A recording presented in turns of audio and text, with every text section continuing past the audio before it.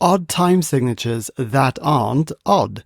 American band Death Cab for Cutie recently released their new album, I Built You a Tower, and the song Stone Over Water is a brilliant example of how to make music that's rhythmically interesting without sacrificing its ability to move people, aka its danceability.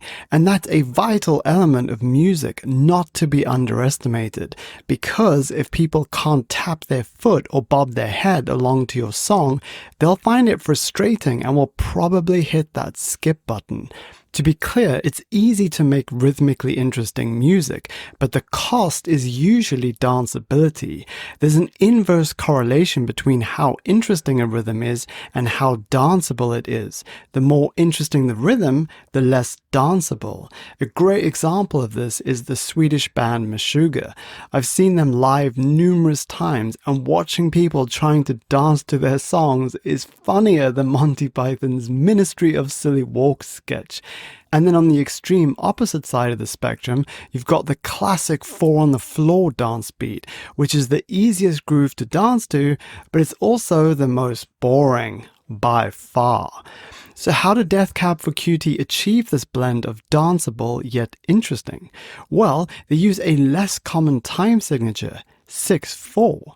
While 6/4 is sadly rare in popular music genres, it doesn't sound weird at all. That's because the most common time signature is 4/4. So 6/4 is merely 4/4 with 2 quarter notes added. And 6/4 is still an even time signature, so listeners can move along to it just like they can to 4/4. In fact, 6/4 feels just like 4/4 but with an extra half bar. The only people who would even notice that it's an unusual time signature are musicians. 6/4 is arguably the most underused time signature. To understand why, we first have to talk about how popular musicians tend to informally group time signatures into 2 categories, 4/4 and odd time. I think this is because the word odd can either mean odd as in numbers, like 3, 5, 7, etc., or odd as in unusual. So despite the fact that it's actually an even time signature, 6/4 tends to be unofficially thrown into the odd time category. What a rare gem.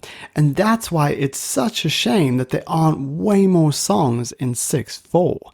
And on that note, please open your digital audio workstation and change your time signature to 6/4.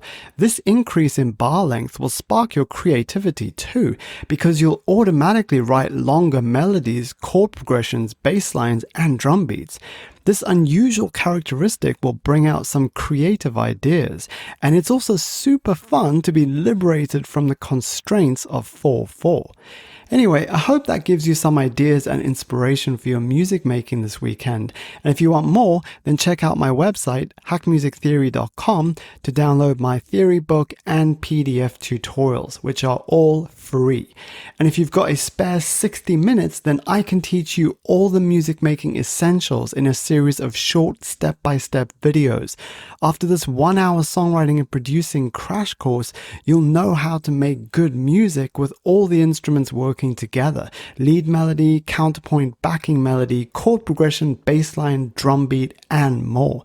So if you're super busy, then head on over to hackmusictheory.com and enroll right now, then you can go to bed tonight knowing how to write good music. Thanks for being here, my friend, and happy music making.